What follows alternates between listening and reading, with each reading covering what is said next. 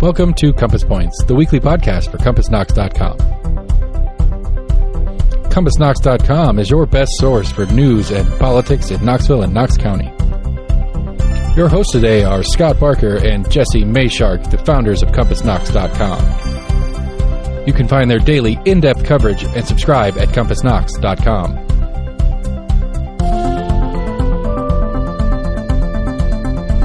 The Compass Point podcast is brought to you in conjunction with Almost an Agreement. Almost an Agreement is a layman's attempt to get a handle on the workings in government and politics that we deal with every day. Check them out at almostanagreement.com or subscribe for free on your favorite podcast provider. If you'd like to learn more about the topics discussed on today's podcast, go to CompassKnox.com and subscribe for in-depth coverage and much more.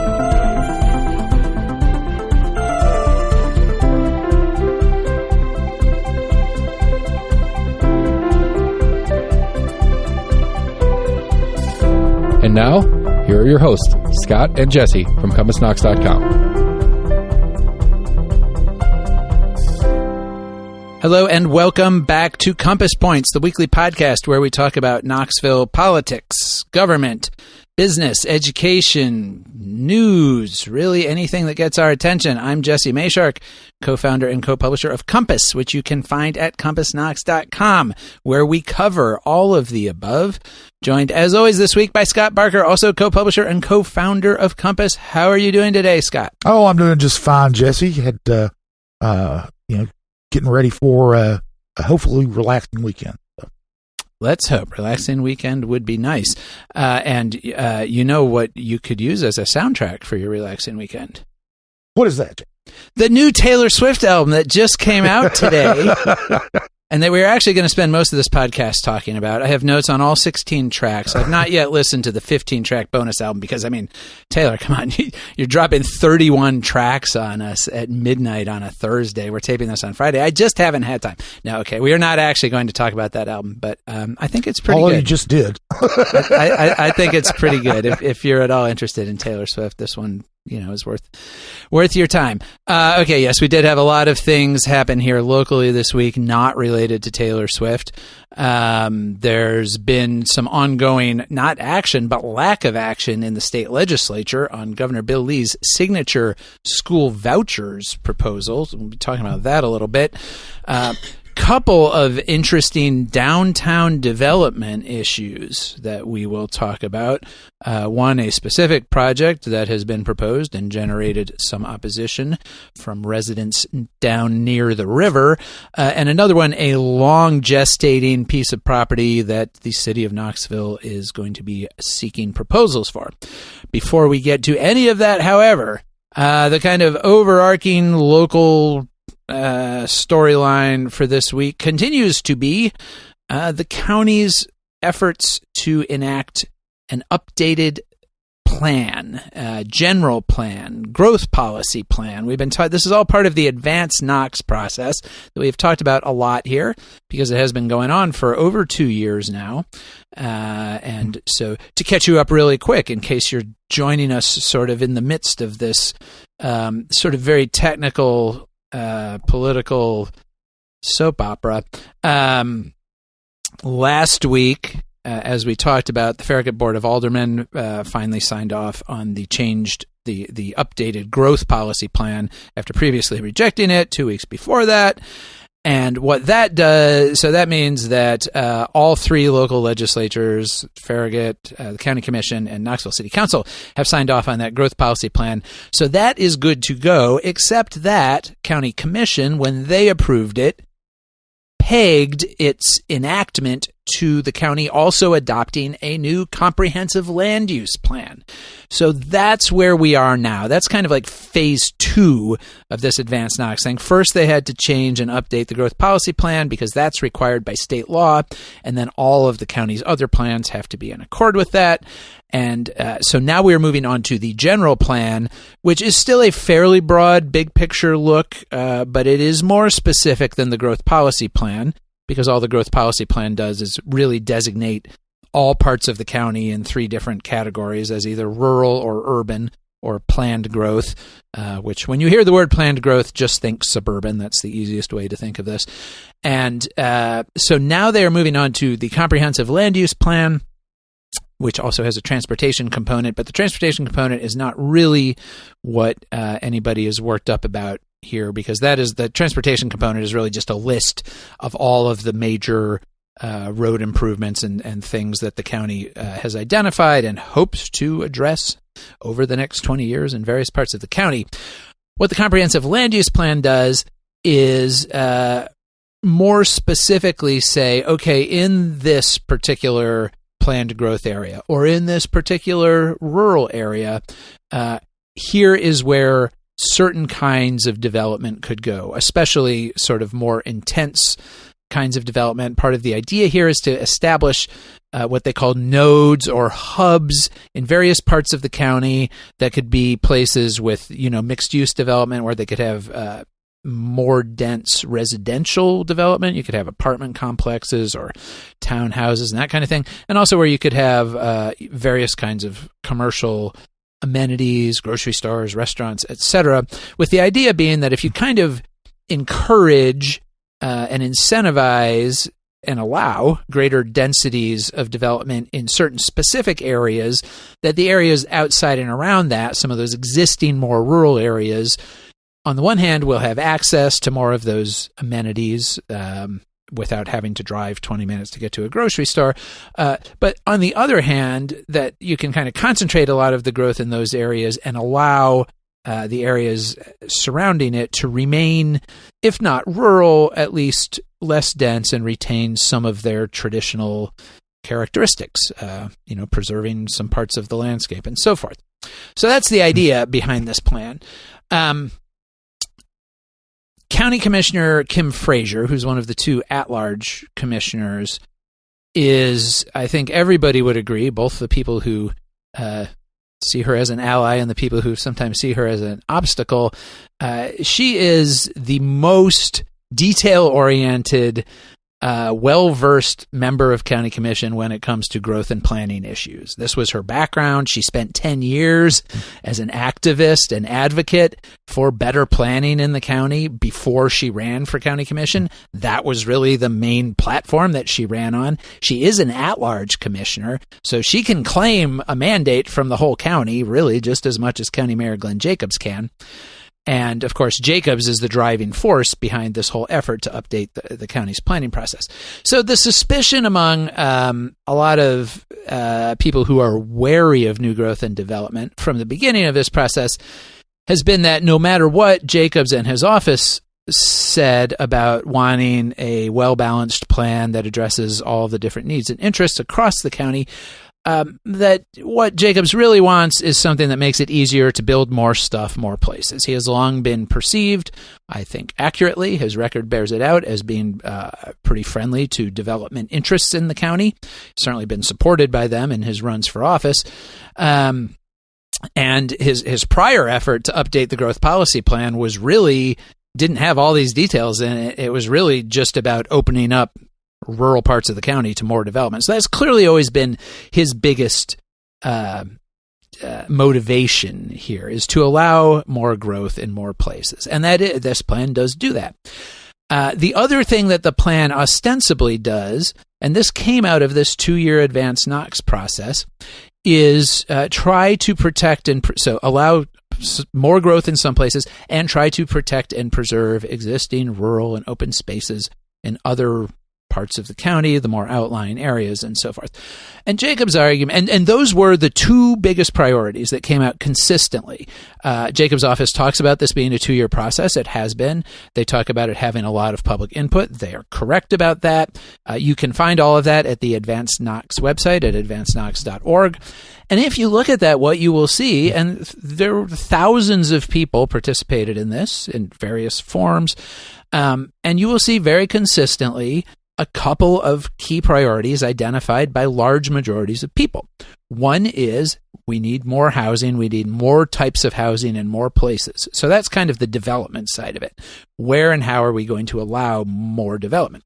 But the other equally significant And they really are like right next to each other in terms of the percentages of people who participated in saying that these are their top priorities. The other one is preserving rural character of rural areas, protecting some of the beautiful landscape that everybody talks about as the reason people want to move to East Tennessee. It is very clear that that is also a very consistent priority of people who live in Knox County, of people who participated in this process. And it has also been the predominant theme of members of the public who have actually shown up at meetings of the Growth Policy Committee, at meetings where they're talking about this comprehensive land use plan. The vast majority of public input at those meetings has been specifically from people, and those include farmers, residents associations, homeowner groups in various parts of the county, conservationists. All of those organizations have come together and basically said, we're fine with allowing more growth in parts of the county, and that makes sense. But we need to see more protections, something specific that's going to actually protect these areas that we want to provide more protections for. And the reality is that the proposed plan, and as several speakers who have addressed these meetings over the last few months have pointed out, the proposed plan just really doesn't have a lot on that front. The major thing that Jacobs touts as protecting the rural areas is that it reduces the density of development allowed in designated rural areas from 3 units per acre, so say 3 houses per acre, to 2 houses per acre.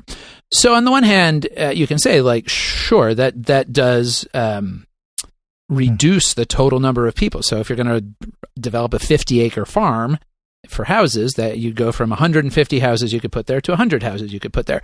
That absolutely would reduce the load on, say, local roads. You're going to have fewer cars from that, smaller impact on local schools. So in that sense, for sure, it would limit growth to some degree.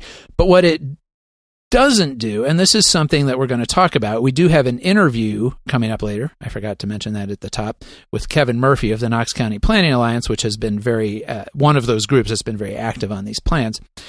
And, you know, what they say is that 2 units an acre is still not very rural, and Kevin will talk about that in our interview.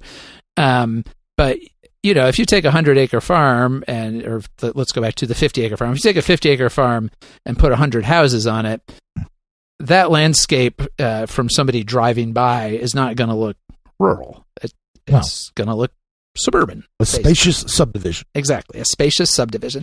And so that is really the contention of Commissioner Frazier and of a lot of these community groups who have come out pushing for more protections and more kinds of protection in this plan, that the plan as it is just really does not address one of the 2 top priorities. And so Frazier, at last Monday's county commission meeting, it went on for quite a while because, like I said, Kim Frazier is very well versed in this stuff, and she is not afraid to get in the weeds. In fact, you could say sort of like Brer Rabbit in the Briar Patch. She's maybe happiest when she's in the weeds. Yeah. She knows the weeds pretty well. And she brought 8 or 9 pages of line-by-line proposed amendments, tweaks, changes. Some of them are just one-word things, but some of them are fairly significant, including, for example, that one of the criteria that she thinks should be used in evaluating a new proposed development, and this is only one of the criteria, there are already multiple criteria that go into this, but she thinks one criteria that should be added is what would be the impact of this development on what she called environmentally sensitive areas. And that covers a broad range of things, but it's things like the need to, or the desire to preserve good agricultural soil, for example, preserve wetlands, conservation areas, impact on habitat for local and endangered species, floodplains, basically all of the different ways that a development can impact the immediate environment. She thinks that should be one of the criteria that is used by the Planning Commission, by county commissioners in evaluating proposed developments. And so that was one of the things she talked about. So she went through this very long list of these at Monday's work session. It was unclear how much support there may be among other commissioners. Certainly some of the items other commissioners seemed supportive of. But then there were other items where several commissioners said, they didn't necessarily want to get that detailed or restrictive in the plan. And, there is at the heart, Scott, of any planning process, there's always this inherent tension, right, between the people who want to allow more growth and the people who, for various reasons, want to restrain it or regulate it or restrict it in more ways. And that tension is just always there. We see it play out every month. Every month at Planning Commission, and every month at County Commission. Yeah. Just about every month at City Council. And so that's what we're seeing here. And some of the commissioners who you would identify, I think, fairly as being more sympathetic to developers and more kind of quote unquote pro-growth, the other at-large commissioner, Larson J., County Commissioner Kyle Ward, they basically, raised some red flags about some of Fraser's proposals and kind of said, this is more restrictive than I want to be. And both Ward and Jay at various points said things to the effect of, we don't want to do too much to tell people what to do with their property, which is an interesting statement because, of course, that's what this entire exercise is. Yes. Right. It's kind of what zoning and land use regulations are. They tell you what you can do with your property. Absolutely. And so, to have any sort of pretense that, well, we don't want to tell people what to do with their property. I mean, like, we all get told what to do with our property all of the time. There are like 1,000 things, Scott, that you and I both live in city neighborhoods, so we're subject to city regulations, but there are at least 1,000 things that you and I are not allowed to do on our properties. Oh, yeah. In fact, a neighbor, a former neighbor of mine built a carport on their house, and it was I didn't know them really, but I saw that they were doing it, and I don't know that if they got a construction permit or not, which they were supposed to do, which is a regulation. But they also built it too close to the property line and had to tear it down after it was built. Right. These things happen. So, yes, people do get told what they can do with their property all the time. And, of course, everybody knows this, but this is the tension. So coming out of Monday's work session, leading up to this coming Monday's voting meeting where Commission will actually be voting on this, there was no clear agreement on any specific items at last Monday's meeting, except to say that they are going to vote on this on Monday and they will consider all of the amendments that Fraser and anybody else wants to propose. Since that meeting, several commissioners, in addition to Fraser, have gone on to the County Commission online forum, which you can find by Googling Knox County Commission's website and then looking for the link to their forum. And so Ward has proposed some amendments. Commissioner Schoonmaker has proposed some new amendments. Commissioner Richie Beeler has proposed some amendments. So all of that's going to be talked about on Monday, and that's where this coming Monday, and that's where we're headed. So leading up to that, then on Thursday, Jacobs, who has been a pretty strong and active participant in this whole process for pushing for the plan that he wants. And I think it's important to be clear that the plan that's being presented here, it does include input they've consulted with county commissioners as they've gone. They have taken input and feedback. They have made changes to the proposed plan in response to those. So that is all true. But it is also true that the plan that's being presented here is Jacobs' plan. This is coming from the mayor's office. He's the one who initiated this whole thing. And so Jacobs sent out a letter to all members of County Commission on Thursday, basically very strongly urging them to not change a thing about it. Just said, this has been a 2-year process, and it said the time for wholesale changes is past, which was an interesting statement because while it's true, the whole process has been going on for 2 years, And the draft plan has been posted on the Advanced Knox website since last fall. So there has been transparency, for sure. It has been a public process. But this is the first time county commission's actually getting a chance to even talk about it in a formal way. Individual commissioners have had input over the months, for sure. But it just came through Planning Commission in March. And so now it's at County Commission for action. And so the notion that the first time County Commission actually gets to play a formal role here, has to play a formal role, because County Commission, not the county mayor, County Commission is the ultimate authority on land use matters in the county. Right. That's a point that people need to understand. Yeah. That they have the final say. Yeah, period. I mean, Jacobs can propose anything he wants. Nothing gets enacted, nothing gets changed unless County Commission approves of it. So the notion that the actual body with the actual authority, during the first time that it can actually talk about this plan comprehensively as a group, that at that point it's too late for them to do anything, is an interesting take on how the whole legislative process works. Of course, this is what an executive is always going to want. Bill Lee also prefers it if he proposes something and the legislature just passes it without question. We're going to talk about an instance where that has not happened here shortly.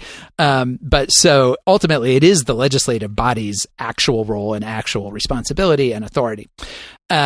So that letter, it was maybe a little bit of a strong arm effort there by the mayor to kind of, and he invoked this idea that this is a 2-year process, we've been through this, and that it would almost be disrespectful to the process for County Commission to make any changes.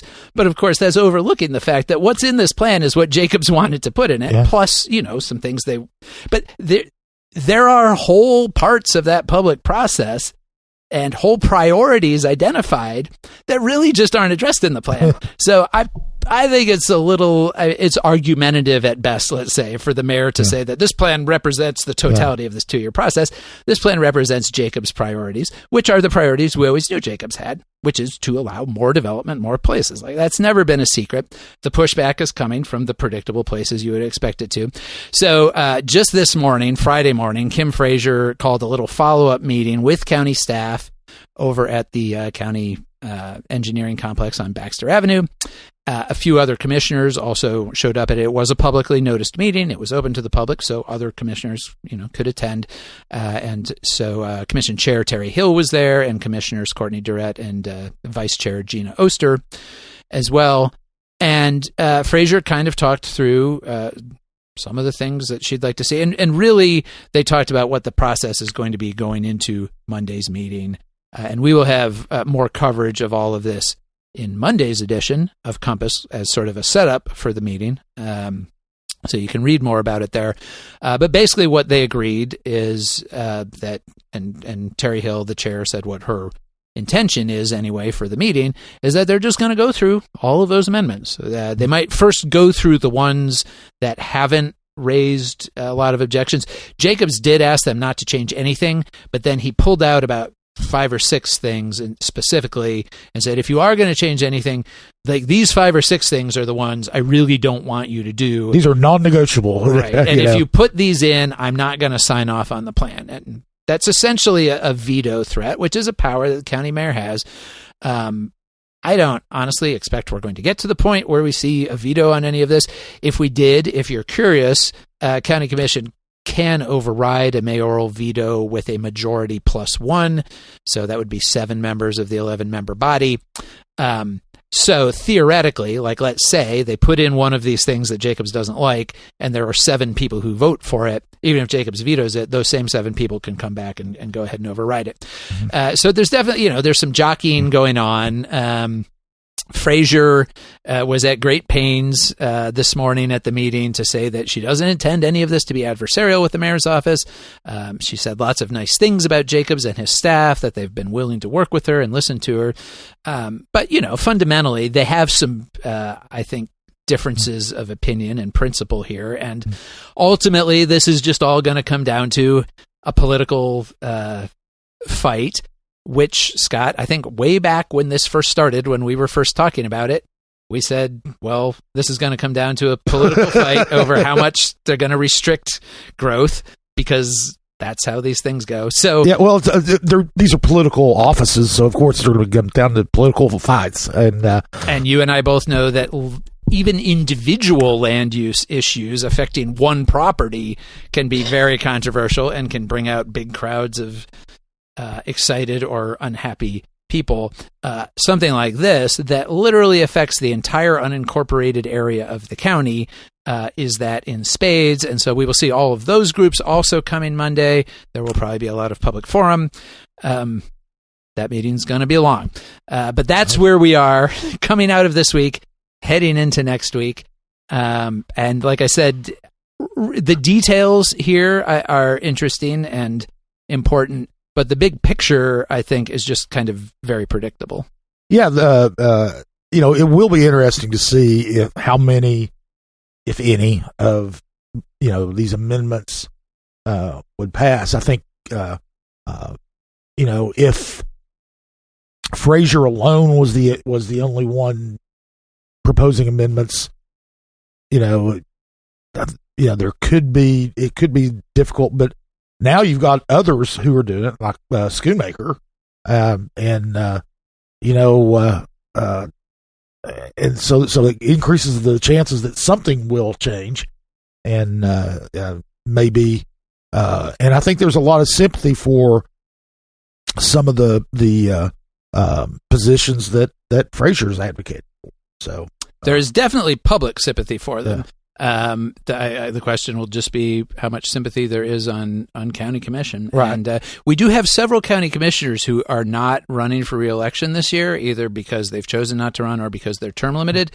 And so it's possible that some of the fears that some of them may have otherwise had about, making a room full of angry people angrier, may be ameliorated just because they don't have to face them again at the voting booth. But we will see. Definitely more to come on all of that. My guess is that next week this will continue to be one of the top stories we're talking about because, it's a big deal. This is the first time they've updated this plan in 20 years. All of these tensions between growth and preservation and conservation are always there, and this has amplified all of them. Anyone planning to go to that meeting on Monday, including you, Jesse, take a thermos full of coffee.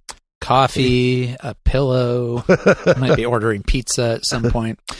Okay, we have other land use issues to talk about, but more specific ones. So, Scott, the first one is City Council this week took a procedural but important step toward trying to redevelop a long-discussed piece of property downtown. What is it? Yeah, it's the McClung Warehouses site, which is on Jackson Avenue next to what is now the Norfolk Southern rail yards. It was the site of these historic warehouses that dated back to the 1884, I believe.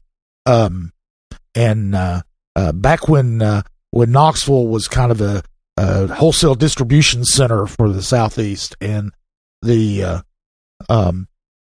warehouses, when downtown redevelopment really started getting going around the turn of the century, the warehouses were seen as potential historic preservation and redevelopment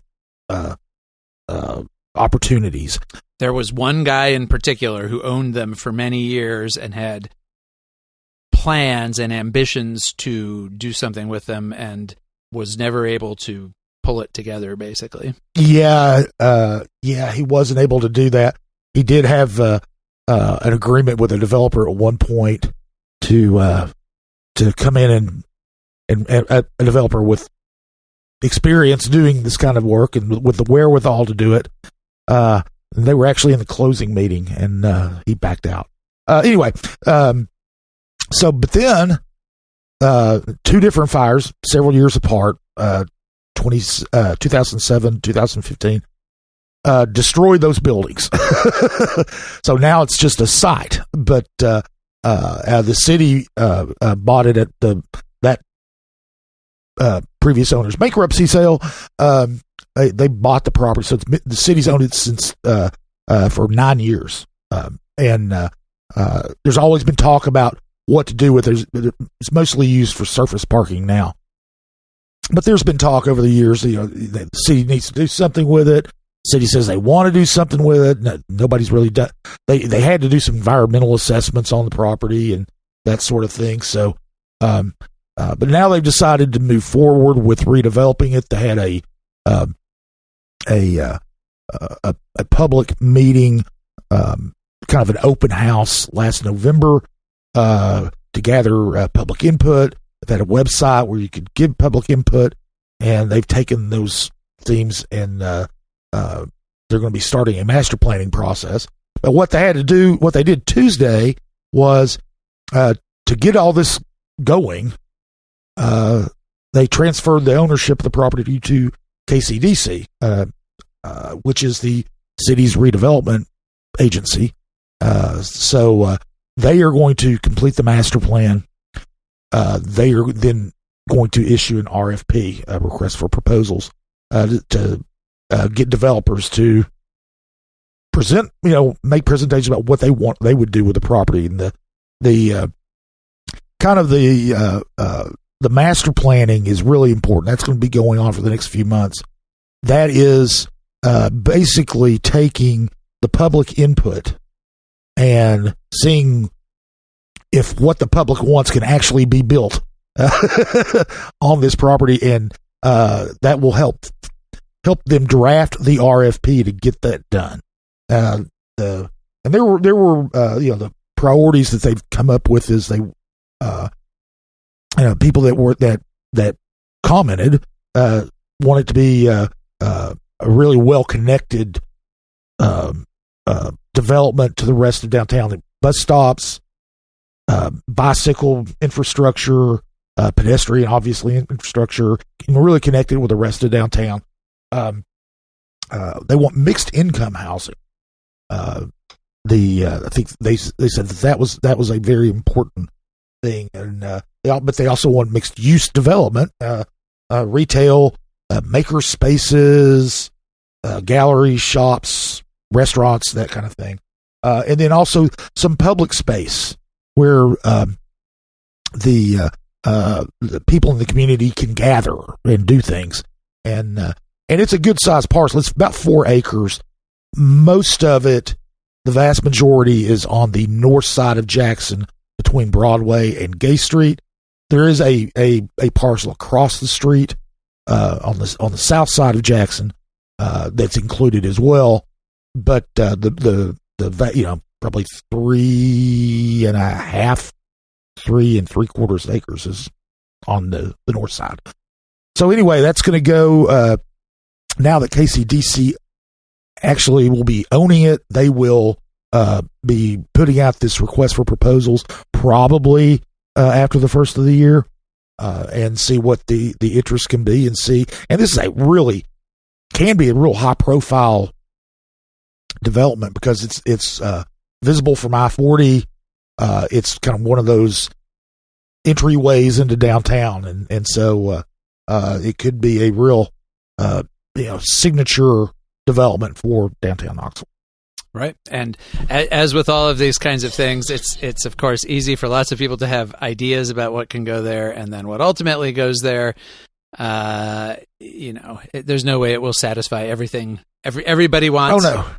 But it'll definitely be an interesting process to watch and see what can be added to our downtown streetscape. Yeah, there will be there are people that want to build more affordable housing. This is going to be mixed income. That means some of it will be market rate, some of it might be luxury.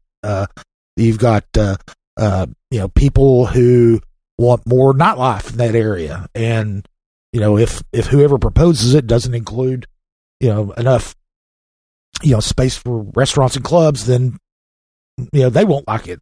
If it doesn't include large enough public gathering spaces, the people that advocated for that won't like it. So it's one of those things where you're probably not going to make anybody completely happy. But one thing is, if it's the alternative is the status quo, which is a surface parking lot Right. at the most visible part of the northern edge of downtown. For sure. It's kind of a funny piece of property because it's long and skinny in a lot of parts, but Yeah. it is very prominent for sure. Okay. Well, speaking of prominent, somewhat oddly situated property, there is another much more specific project that has been proposed that was the subject of contention this week at the Downtown Design Review Board, which is one of these small but important boards that we don't necessarily talk about a whole lot. But you did attend this meeting because lots of people were very interested and not very happy about what's being proposed here. Yeah, this is a board that basically they want to make sure, they review building plans to make sure that they adhere to the guidelines for downtown construction, and that they're right, which City Council adopted downtown design review guidelines, I don't know, 15 years ago, at 20 least, years, I'm maybe not sure. 20. Yeah, but you can find those online on the city Right. website. and very often, I mean, this is if what they have to do is they review them, and then they will issue or not issue a certificate of appropriateness, which is all you need. If you get that, it's all you need. You can go get a building permit and start construction next day. And so what has happened here is Woodfield Development, which is a firm out of Charleston, South Carolina, has proposed an odd building for the corner, starts at the corner of Locust and Hill Avenues, which is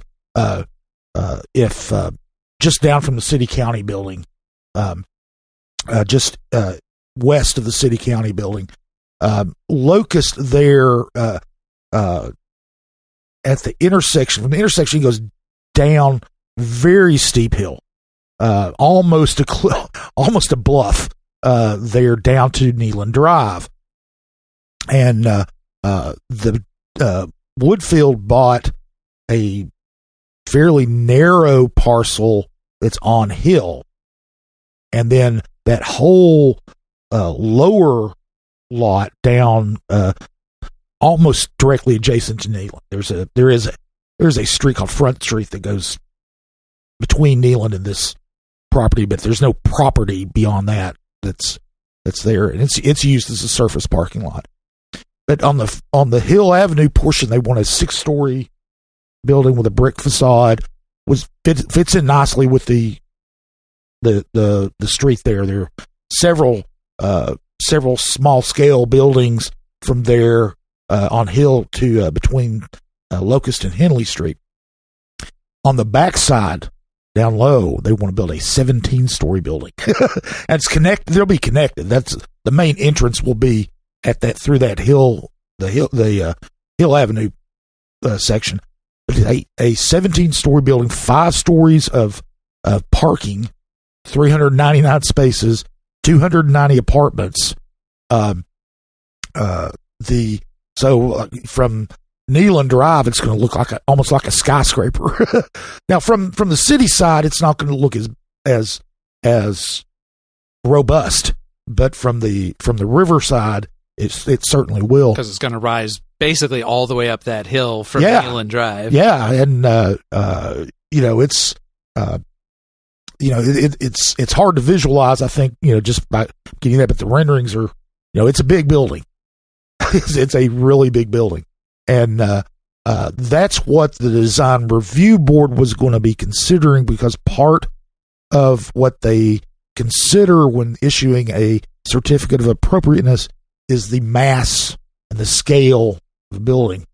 Now, speaking of those other buildings that are along hill, there are a couple of them there that are residential. There's the Overlook, which is a fairly recently constructed condo building which is right next door to where they would have the entrance to this building, and then the historic River House, which is an older apartment building, and they've got condos in there. Those were the residents of those units will have their views of the river obliterated, because there will be the building is going to be right behind them. The tall part of it is going to be right behind them. They'll just be looking at, I guess, a wall. I don't know what it's going to look like. And they came to the meeting to object. And they were, they designated Bill Lyons as their spokesperson, and which I don't think you could pick anybody who is more knowledgeable about the Downtown Review guidelines. Bill Lyons is, for those of you who don't know, is probably the single. If you had to pick one person who made downtown redevelopment possible, it was Bill Lyons. Certainly, if you had to pick one person from the sort of government, public sector, from the public sector, he was the he helped draft the design guidelines, and he actually lives in the Overlook. So he was making the case to review it for mass, and that the way that he kind of stressed that the residents aren't against something being developed on that property, but they didn't think that the scale was appropriate. And this would be, if you're coming across Chapman Highway, or coming across the Henley Bridge on Chapman Highway to Henley, when you hit the bridge, that's going to be what you see. That's going to be the first thing you see, just to the right of the river, and it's going to be tall right there. So, they were objecting to that, and there's a couple hours worth of discussion on this.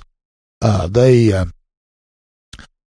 there was a lot of talk about the size and the scale and what could be done. This board mostly, they talk about things like, how many windows are on a wall that you want to, in a building you're going to build, things like that. It's not really.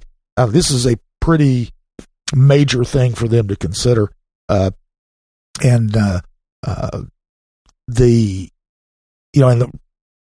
there was a lot of discussion there. What they ended up doing was just delaying it. This is our favorite kind of public meeting, is when we sit there and listen to 2+ hours of discussion of something, and then at the end of it, they don't do anything. Yeah. You kind of, the selfish part of me was sitting there saying, "Okay, I don't care what you do, just do something," But they, one of the things they wanted to do, and this was another complaint that the residents had, was the developer didn't reach out to them until just a couple of days before the meeting. And they, didn't, weren't really, and they thought that was inappropriate. Lyons, especially, he's kind of the king of public input. He is he's probably the reason that so many that if anybody wants to do anything in Knox County anymore, they have to have a public meeting to talk about it, and a public process like the Advanced Knox process, because he did that for downtown, and he was particularly incensed that the developer had not engaged the public any at all on this, and so that was kind of a reason that the board took to not take action, to postpone, and they postponed it indefinitely. And what their hope is that the developer and the residents can work something agreeable out. And of course that could take a while, because if the developer agrees to make some kind of scale change to this, that would be a redesign of the building. That would be recalculating the pro forma. Right. It's going to change their financial returns. And so it may be a while. And one of the things about their financial returns and all this is, although that while they could get a building permit if they get a certificate of appropriateness, they're going to be asking for a payment in lieu of tax agreement with the city. And so there will be, at that point, there'll also be definitely some public discussion about it. But they are going to be asking for a payment in lieu of tax agreement. They have not divulged how big their investment is. So obviously without having the draft agreement, we don't know how big of a tax of a pilot this is going to be, or what the duration would be, that sort of thing. They did say that, and this is would be of interest, that of the 290 apartments, 29 of them, which is 10%, will be affordable housing, be up to 80% of the median income of the community to rent there. So they'd be set aside for people making less than that. That can be police officers, teachers, and people who make less. So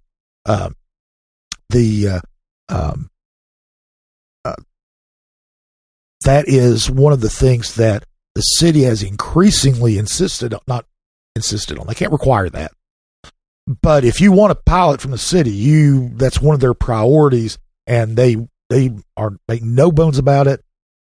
They look very favorably on projects that include affordable housing or workforce housing. They do not look favorably on developments that do not include those. So this is going to go on for a while, but this is not the only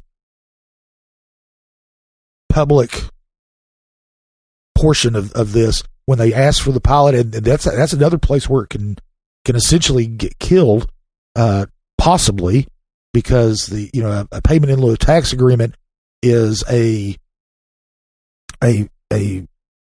when they're needed, it's a vital part of the financial package, and without it, a lot of times these they can't get the loans necessary to actually build the development. So, but that will be a possible development to look forward to and follow as the months come up, and we'll definitely keep tabs of the design review board to see when this is going to pop back up on that agenda. We'll follow it there. Yeah, and it's worth noting that this is not the first proposal for this property. There have been prior proposals that got as far as providing some renderings and so forth that did not come to fruition. And, it's obviously an attractive piece of property on the one hand, because it has river views. At least everything that faces the river would have river views, and river views are pretty desirable for real estate. But it's also a complicated, difficult piece of property. It's very different. One of the things that the Woodfield team talked about was how difficult it is to build there. You've got slope is well over 15% going down there, and that's where everywhere else is triggers the hillside development or protection plan, but it's very steep. It is the access is limited. I mean, if they didn't have the access from hill, and see, that's where you'll be entering the parking garage up on hill as well. So if you didn't have that access, you almost wouldn't have any access.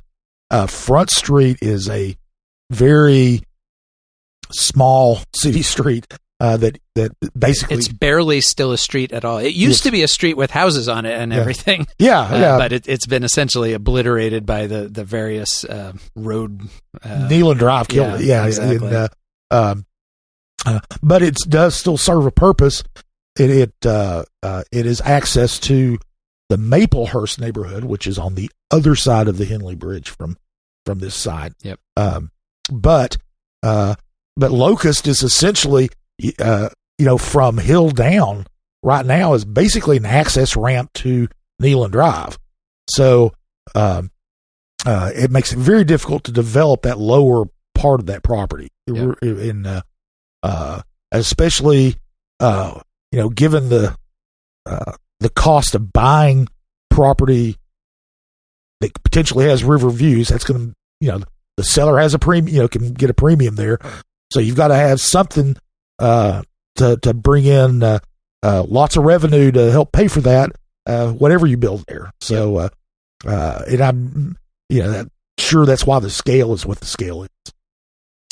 It's also just worth mentioning, because we talked about the buildings right behind it that would lose their river views, and this comes up occasionally has come up with other developments downtown, and of course, totally understand. Like if you go from having a view across the river to having a view of a brick wall, like that is certainly arguably a negative impact on your quality of life and enjoyment of your abode, but views are not included in property rights. Nobody has a right to a view. That is true.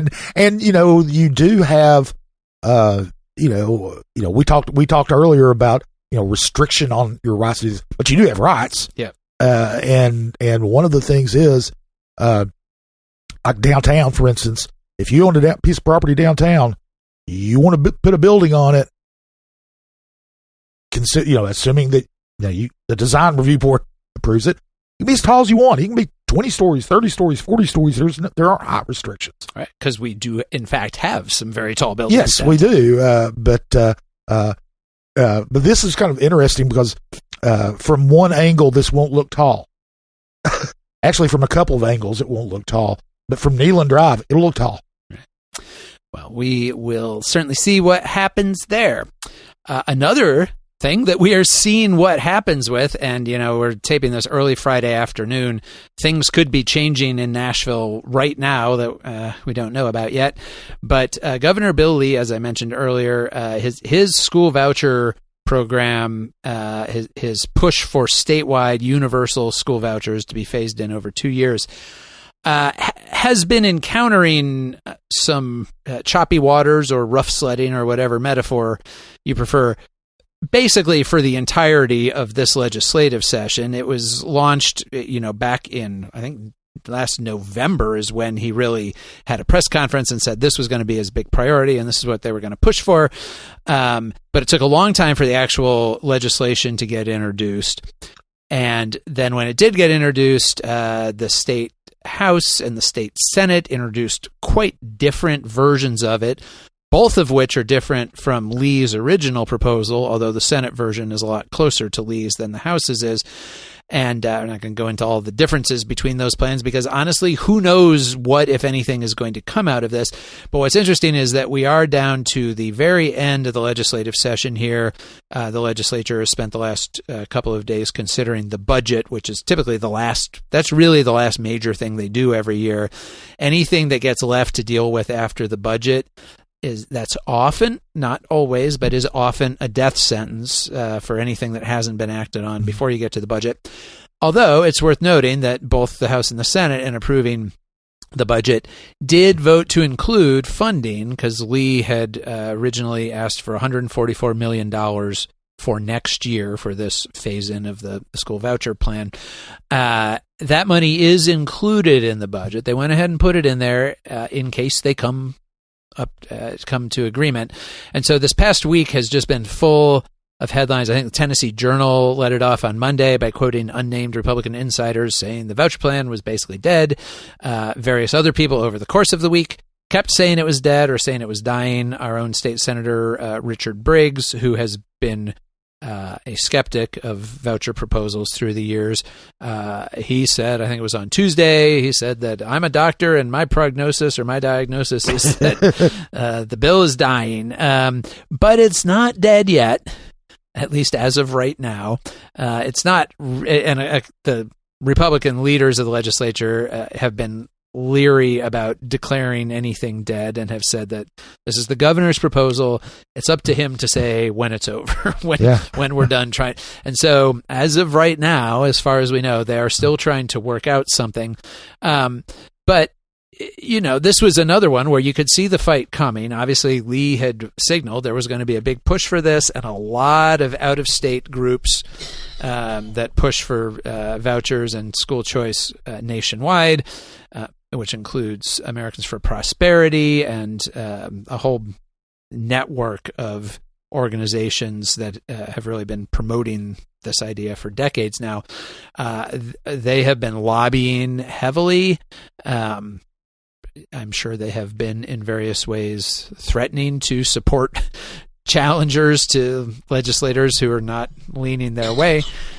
So all that's been going on in the background. And at the same time, you've had a lot of course, Democrats in the legislature are completely against this from the get-go. They say they support public education and that if the state wants to provide more parental choice, there's plenty of ways to do that within existing public schools and charter schools, and that you do not have to open it up to a voucher system that would send taxpayer money to private schools, to religious schools, and so forth, or to homeschooling families. There's been a lot of debate over if they are going to give money to families to use at those kinds of schools, what kind of accountability should there be for it? Bill Lee, Governor Lee, has really resisted putting any accountability requirements in there at all, because clearly he wants this to be something that parents can use to especially go to private schools, maybe especially go to Christian schools, because he is a very devout Christian himself and has a lot of friends in the religious schooling world. He has not wanted to include really any of the accountability measures that public schools have. And again, those accountability measures are there because they're public schools using public money. Even though this would be public money going to a private school, Lee has not wanted to really put any kind of accountability requirements on it in terms of, they have to take the same state test, or they have to be held to the same reading standards, or any of that as public schools.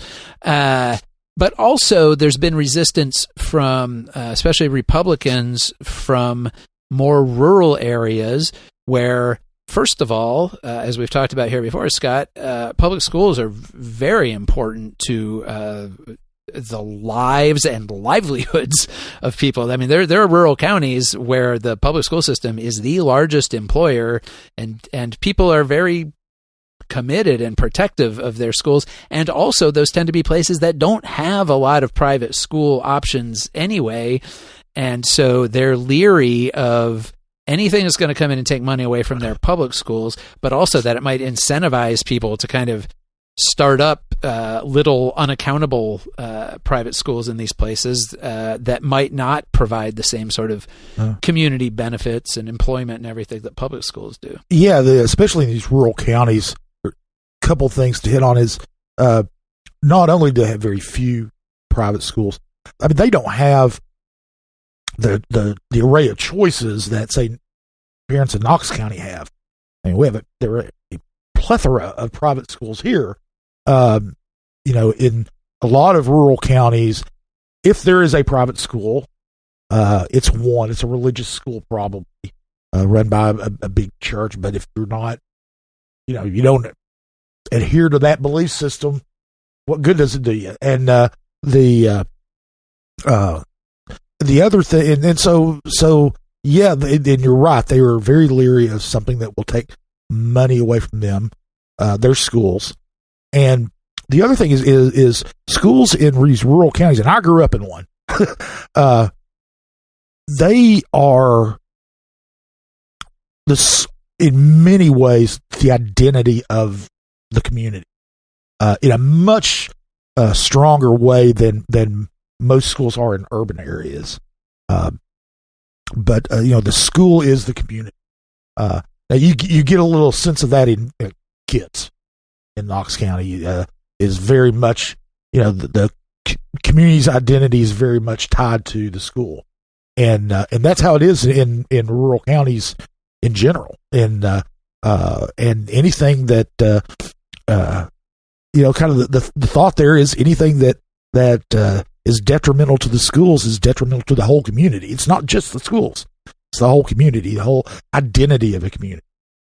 Yeah, and they're not as receptive maybe to rhetoric that comes from the point of view of our public schools are a disaster and we need to save you from them, because that's not their experience or their view of right. their own public schools. So we don't know where all of this is right now.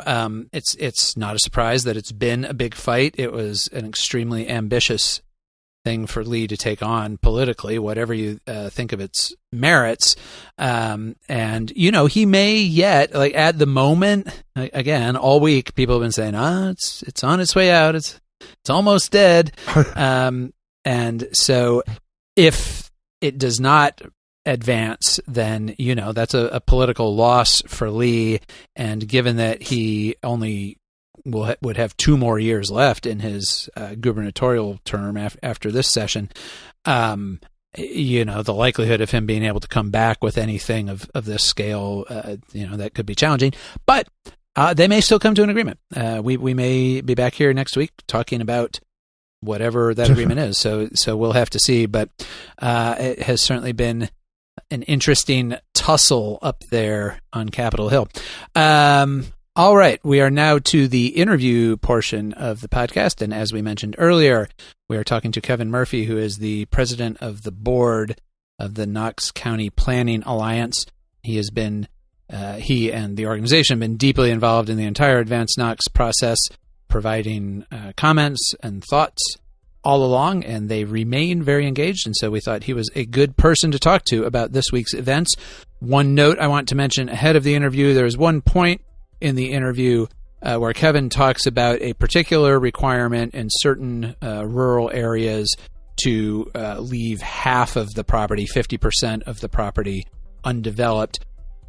He contacted us after the interview just to clarify that is not in the current plan. That is part of some of the amendments that Commissioner Frazier has talked about. But just to be clear, that's not something that is currently in the plan. All right, let's go to the interview. We are joined today on the podcast by Kevin Murphy, who has been here before to talk with us. He is president of the board of the Knox County Planning Alliance, which is a coalition of community groups, preservationists, homeowners associations, people all across Knox County who have been advocating for some time now for better planning in the county, and definitely been following this whole process very closely. So, Kevin, we've talked a little bit about this meeting last Monday, which was a bit convoluted.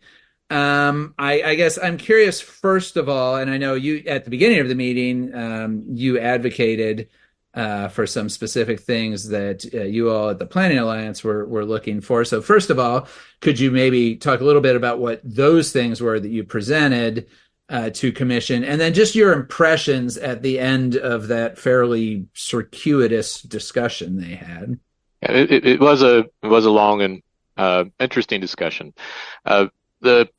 The advocates, which also includes now a coalition of farmers and a number of other folks out in the more rural areas of the community, we're really, we're looking for a few things that we just don't yet see in the plan. But we do see a lot of really good stuff in the plan. So first of all, we do want a plan to pass, but we think there's a couple of things that are really needed to deliver on the goals and the community input. First one really deals with with what we actually allow to happen out in the more rural areas of the county. The comprehensive plan has rural place types, which exist both in the rural area of the growth plan and also to some extent in the planned growth area. And the planned growth area doesn't have any density or zoning restrictions, but the rural place types still exist there. So, people in the planned growth area might expect to see them develop more rurally. Right now, the plan allows consideration of planned residential as the subdivision zone, and that is allowed up to potentially up to 5 units an acre in the planned growth area, and up to 2 units an acre in the rural area, which aligns with the growth plan. We've looked at what 2 units an acre looks like, and there's neighborhoods like Holston Hills and Alice Bell neighborhoods that are built out inside the city at 2 units an acre. And we found a few places in the county that were approved for 2 units an acre. You go out there and you show people the picture what it looks like, and nobody thinks that looks very rural. So if that's what we're allowing in just about all the rural area, we haven't really we aren't really putting a brake or tapping down on that. So we're asking for that. That's one area, as well as some design standards and such. That's the first one. Second thing we're asking for is, we call it giving the plan teeth. There's a lot of places where the plan says should, but it could easily say shall. And shall is something that's enforceable by courts, and that's something that gives the law director's office, to make sure he guides, the law director guides commissions into the correct, into what their requirements are. And including in that is some better criteria for plan amendments. We see a lot of amendments, 151 sector plan amendments over the last 5 years, 77% approval rate for that. And that's something that drags the community down to planning commission and county commission and city, every single month. We think we've got a good plan. We ought to tighten those amendment criteria and really put a lot of burden on an applicant to show that an amendment meets all the plan. Basically, not start immediately changing the plan every month the way we've become accustomed to with our old plan, right? And the rationale for that under the existing plan is, well, we have to do that because the plan's so old and it's out of date. So what you're saying is, if we're adopting this whole new plan addressing our current needs and into the near future, we shouldn't need to make amendments to it that often. Correct. Yes. And yep, that was the second one. And the third one was, there's substantial planned growth area expansion. There's in 2 major areas out in Hardin Valley, where a chunk of that has already been slated or approved for development. So it's really, capturing what is in existence. The other one is Northeast Knox County, which is where I live, and a lot of farmers still live and actively farm. That one, there's no infrastructure projects, except for, there's the notion that we need to improve Washington Pike, but that's the only infrastructure project in the land use plan for Northeast Knox. We think that, it's been identified that we need a mobility study, a small area plan to really focus in on this area. And in order, we want to make sure that we actually have the infrastructure and growth coordinated. Right now, though, we propose a lot of suburban residential. We've got a 550-acre tract of traditional neighborhood right on the border of the rural area, out by the detention center. And we think that we really need to,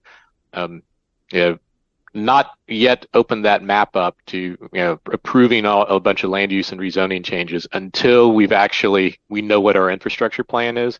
And even better yet, until we have a new unified development ordinance that has some design standards for the more rural areas out here that might help that development fit in. So those are really the 3 big ones: is working on, the density in the rural area to try and deter development from happening there, and focusing it on the areas where we are adding and more mixed use in town centers and stuff.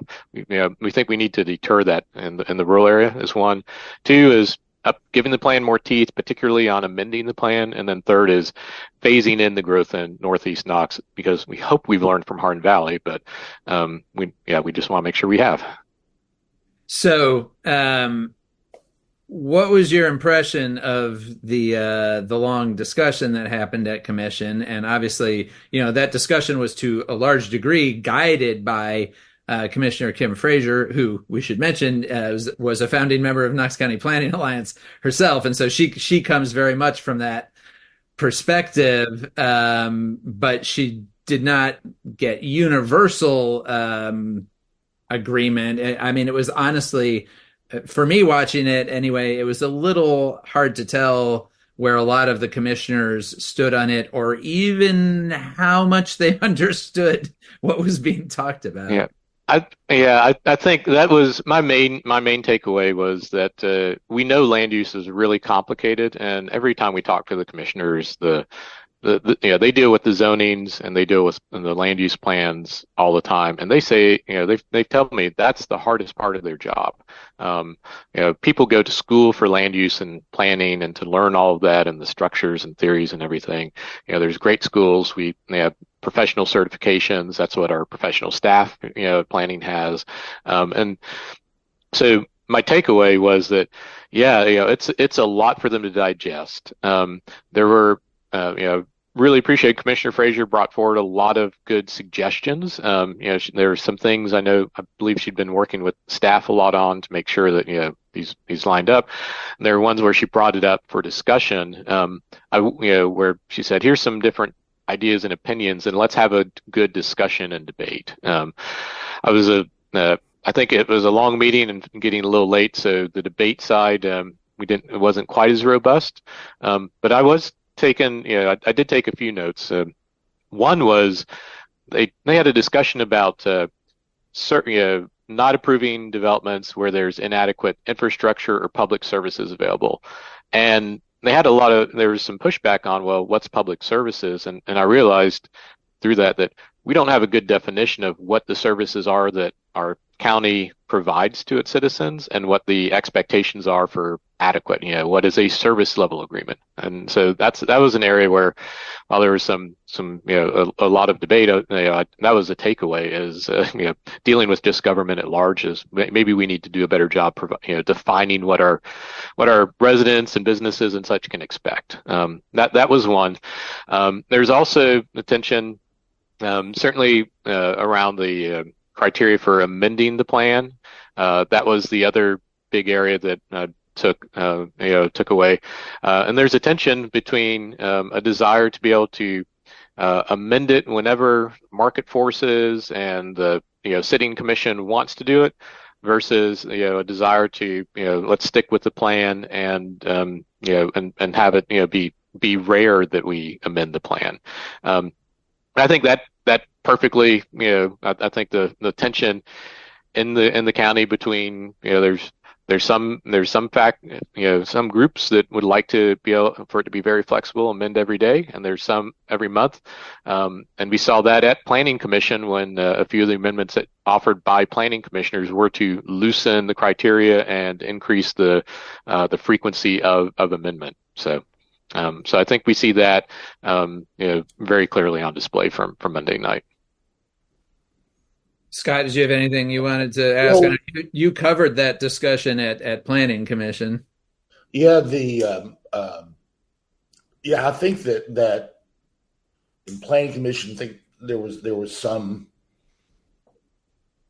interest in making sure that they were able to make changes because of they're confronted with unique situations all the time. There's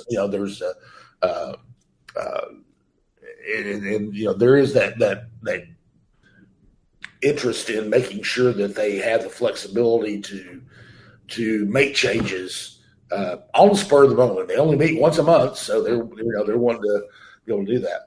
One of the things that I was interested in was the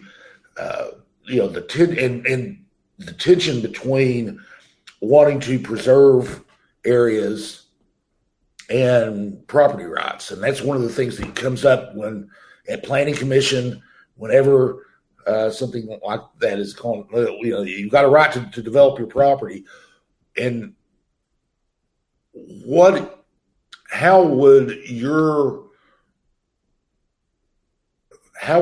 the changes that you want to make strike that balance between preserving farmland or preserving green space, period, and the ability of property owners to sell their property to a developer or whoever, and get the most value from it that way? Yeah. That's a great question, and is probably from political philosophies right at the root of what the tension and discussion is. We so there's company, and it depends on how you look at, define and look at property rights. One view or definition is that, by owning property, you should have the ability to develop it at the absolute highest and best use you can, unless it negatively impacts your neighbors, unless there's a, substantial, public harm that happens from it. So that's kind of the unrestricted property rights, which, but the state has adopted zoning and given that authority to local, to county and local governments to, if they want to enact it, that allows them to, exercise control over that development process. A lot of it is on mitigating, uses that are not harmonious and stuff. But we get into let's take the farm, the rural area farm that, and what they have and then what they want. And we really think that comes into, this is when you get to property rights, what you have with your existing zoning is your rights. That says what you can do on it, what you can't do on it, and all the regulations that apply to it. So that's the rights that you have vested.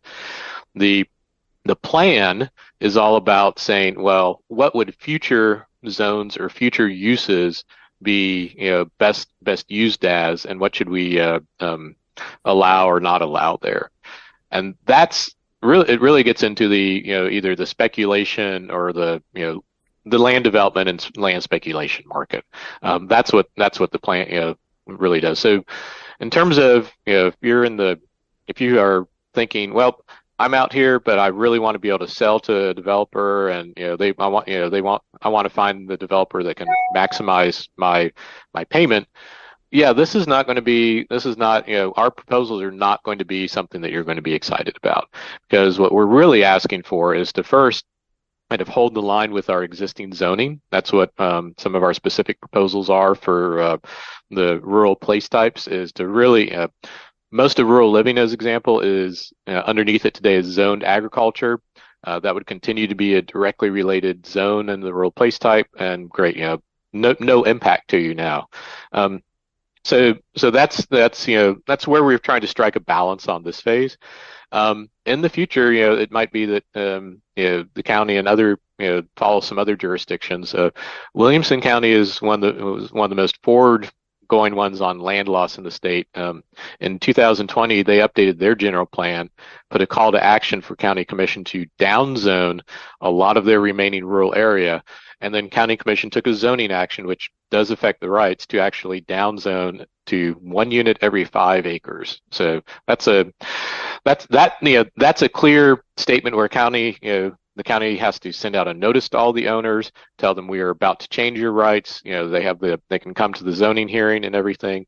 That's a clear thing. But our current proposals, as they're kind of sit now, are really about just holding existing zoning and not promoting more subdivision development out in the rural area. That's probably where we're at right now. So thinking about this plan in the big picture, because obviously, you're talking about wanting to protect rural areas, and that phrase has been used sort of by everybody on all sides of this. I mean, County Mayor Glenn Jacobs, this is his plan essentially that his administration is putting forward. He uses that phrase to describe what he thinks the plan is going to do. We're going to protect rural areas, and he's talking there, I think, mostly about the fact that the plan does reduce from 3 units per acre to 2 units per acre in existing rural areas. As you say, that can still look an awful lot like sprawl, going from, if you develop 400 acres at 2 units an acre, you've still got 800 houses sitting out there. Doesn't seem very rural.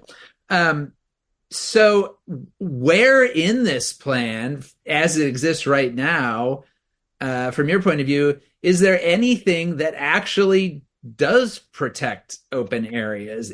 Where are the mechanisms in the plan as it exists for preserving much of anything? Because it looks to me like what it mostly does is, it obviously allows more development in some places, the planned growth, the new planned growth areas. And then it allows a little less development in the rest of the area, but I don't see any mechanism in here that's actually going to say these areas are protected and will not be eventually developed at 2 units an acre. That's our primary argument, is that today there's not really much of a mechanism. I do want to give credit. There is a rural conservation place type, and that place type does state that development in there shall set aside at least 50% of it as open space, and that is a really good start. So things like that will have a material difference. Now, in that rural conservation place type, I'm going to use the easy math though. If you have 100 acres, you set aside 50 acres, and you're allowed to get that 100 acres approved at planned residential at 2 units an acre. That means I've got 200 units to place on 50 acres remaining, which is 4 units an acre. That's in the rural area. So the people in the rural area may look at that and say, well, that doesn't match the character and all that. That's where we're asking for like some design guidelines and some things to help, how do we fit that in from looking like just plopping a subdivision down. But on the good news side, it would actually protect, the remaining 50%, which would probably be, hillsides. We got a lot of that, wetlands, hopefully prime soil, which we'll talk about in a minute. But that's, that is one thing that is in there that is a good start. However, we'll need a zoning ordinance to actually implement that that's called a conservation subdivision, where you require set aside. We'll need a zoning ordinance that will actually support that, though. And that's been called for since our last general plan in 2003 was approved, and we've never implemented that zoning ordinance yet. So yeah, there is a little bit, but the remaining, there's a lot of rural living which doesn't have that and still allows planned residential at 2 units an acre. So yeah, there's not much in there that says this is going to remain, lots of open space. We're going to retain the prime farmland soil. We don't have those shalls. A lot of it we hear, we've been told, well, we'll be looking at that in the new Unified Development Ordinance, the rewrite of the zoning code and subdivisions. The community and the advocates, I think where we are is we've had plans that have called for things like that for years, and we've heard say, we've got a wonderful East Knox community plan that calls for a number of improvements to zoning ordinance and design, but we haven't implemented it. So we're back to this plan calls for things, and we're hearing, yes, we're going to put that in the Unified Development Ordinance, but there's some policy choices we can make now. And we really wish we'd make the policy choices now, because that'll make the Unified Development Ordinance process a lot easier. If we don't make some hard policy, choices now, then the Unified Development Ordinance, which will impact everybody's property rights in the county, that is going to be a really messy process, and everybody will be impacted. So everybody is going to be speaking out on that one. Is there a little bit of a sense for you of some moving goalposts here? I feel like, because we go through, this is a multi-stage process. We had the growth policy plan first. Now we're talking about the comprehensive land use plan. As you mentioned, then we're going to go into, I guess, a 18-month to 2-year process of this Unified Development Ordinance to update the whole zoning code. And at each stage so far, it seems to me that when people start asking for things like, well, where does it say that we're going to, protect open land or whatever? The answer has been, well, this is the big picture. We're going to get to the details in the next one. So we heard that during the growth policy plan. It's like, well, all that's going to be spelled out in the comprehensive land use plan. And yet in the discussion on Monday, Commissioner Kyle Ward, for example, still kind of he was basically saying, well, this is just a big picture plan that we're talking about here, and those details will be talked about in the Unified Development Ordinance. So kind of it feels to me a little bit like this kind of constant pushing out of actually putting any real regulations in. I'd have to some extent agree. I do know, I want to give credit to Mayor Jacobs and his staff. They've really, they are at least doing something that hasn't been done in a long time. So this is like turning a ship. It takes a long time to turn it. But I think that's exactly where the tension is the community is ahead. We'd really like to see those, policy decisions and regulations, at least at the highest levels, put in and, pretty, and clearly spelled out here. There's a whole lot of pressure too, though, on development. I'm sure there's home builders and such that are, pressuring for not turning the ship very fast. So that's the tension that we're seeing here. But I think, I would say the community has really waited a long time. So that's why we're pushing as hard as we are to really get to get these more concrete, regulations and protections for that rural area spelled out, because we do view that this is the time where there's the most focus on this, and we are looking at the big picture for the county. The UDO is going to be looking at things like exactly what uses are allowed in each zone. It's going to be looking at a lot of minutia and less at the big picture. So if there's a big picture policy decision to make, this seems like the time to do it. Scott, you have anything else you want to hit on before we close out? I think I'm good on most of this. It's one of those topics that is so multifaceted. It's so easy to get lost in the weeds if you let yourself. But I think Kevin, you've done a really good job of kind of making it simple and straightforward for a lot of people. So thank you. Well, and so I'll just end by asking, and I know it's always dangerous to try to predict what county commission is going to do. I won't ask you what you think will happen on Monday. What are you hoping will happen on Monday? What do you want to hear in the discussion, and what do you want to see by the end of that meeting? I'm hoping there is a good, robust discussion. I think there'll be a lot of people from all different sides in the audience listening, and our commission, I think, is capable and will have a really good, robust discussion. At the end, I hope that they adopt at least a few of the really key amendments, including a couple of things to change the density out in the rural area, change to the Northeast Knox map, and that they start thinking about making the plan a little bit, amending the criteria there. They don't want to send it back to Planning Commission, I'm sure, right away, but if they take that as a future action item, that would be fantastic. So we'd really like to see that. If they pass the plan as it is, as it's currently written, what's really happened is we passed an expanded growth plan. We took, we released up over 14 square miles of the county for more intense development. We've passed a future land use map and zoning table that allow a lot more development. And so we've really kind of taken the guardrails off development for all that new planned growth area. In addition, we're sending a clear signal that we don't have an intent to further provide protection in the rural area. That wasn't something that Commission felt they had enough votes for. That's a really seminal moment for our county. This is the fork in the road where we choose if we want to just become a completely urbanized county, or if we want to maintain some of that rural character and heritage in close proximity to our urban area. All right. Well, I'm sure it'll be an interesting discussion and probably a long meeting. We're going to need to bring some coffee Monday night. Kevin, thanks so much for joining us. And yes, we'll see what happens. Yeah, thank you for having me.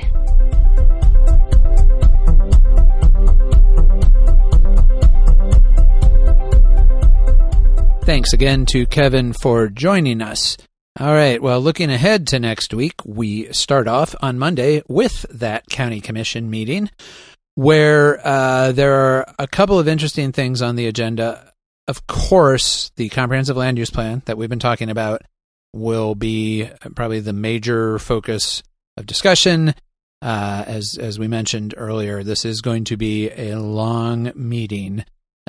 So either steel yourselves for that, or you can just sit it out and wait and read Compass the next day and find out what happened. We go to the meetings, so you don't have to.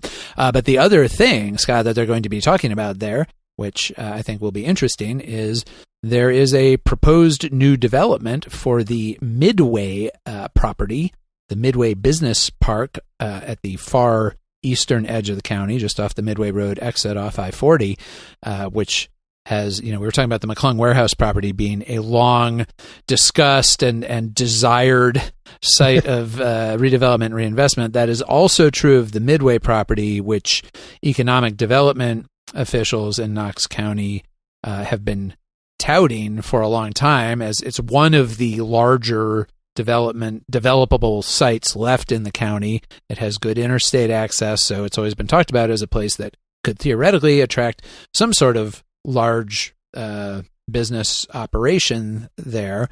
And because of that has also over time provoked a certain amount of pushback and concern from the surrounding very rural community there. But there is something called Project Emerald. That's what's on the County Commission agenda.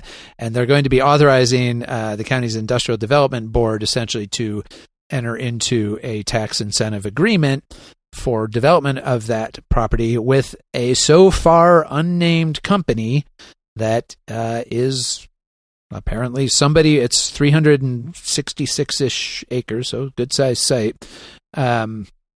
That somebody, or 336 acres, one of those. But apparently there's a company that wants to buy it, wants to come in, or I don't know about buy it. Probably the county would transfer the property, but wants to redevelop it.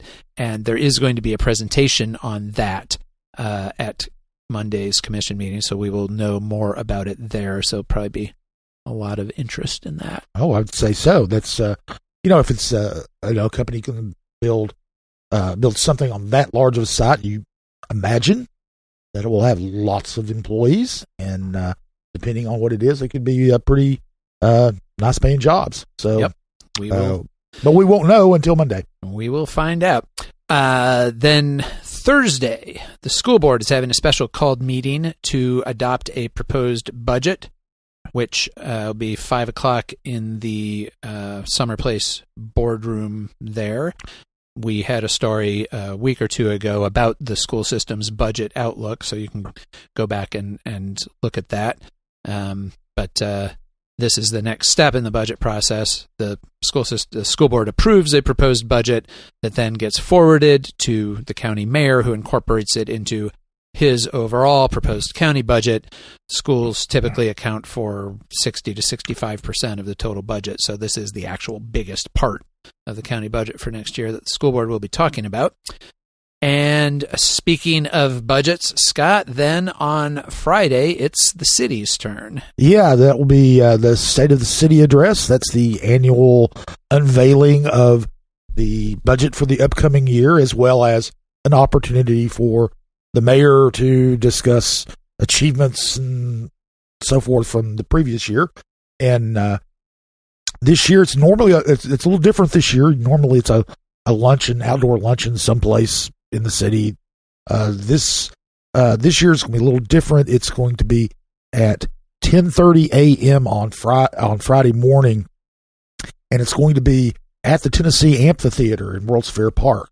As they're not going to have unlike before, they always had these tables set up with assigned seating and everything, and people you don't have to get invited to go, but it's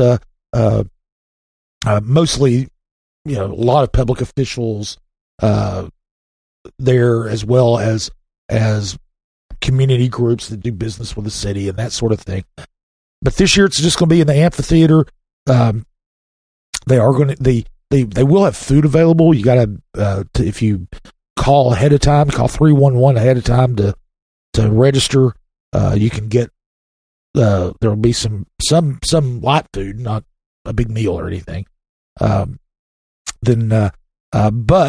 of course, anybody who goes to World's Fair Park knows that parking is at a premium. What you can do is you can park in the Civic Coliseum garage, and they're running shuttles from there to World's Fair Park. And they're also running, the shuttles will also be stopping at Main Street in front of the city county building.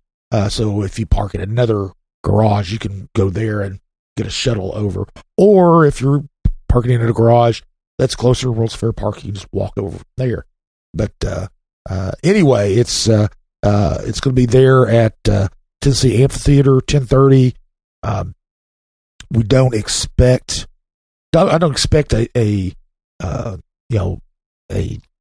anything dramatic in the budget. I don't think that there's there's no talk of a property tax increase.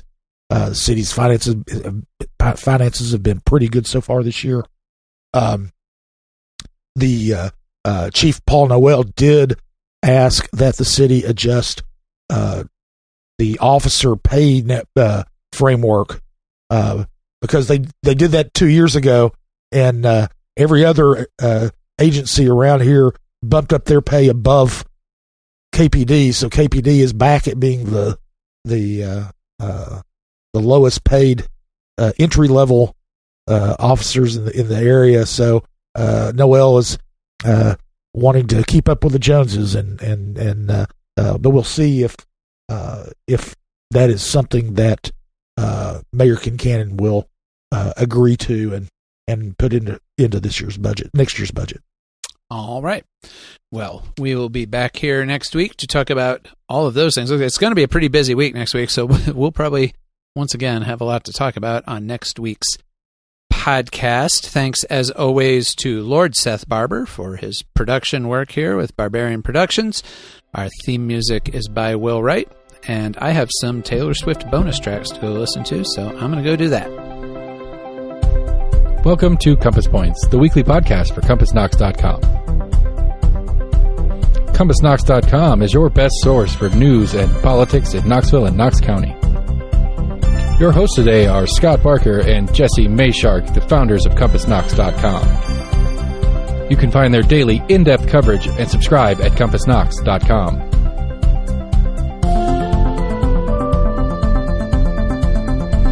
The Compass Point podcast is brought to you in conjunction with Almost an Agreement. Almost an Agreement is a layman's attempt to get a handle on the workings in government and politics that we deal with every day. Check them out at almostanagreement.com or subscribe for free on your favorite podcast provider. If you'd like to learn more about the topics discussed on today's podcast, go to CompassKnox.com and subscribe for in-depth coverage and much more. And many thanks to William Wright for composing our theme song.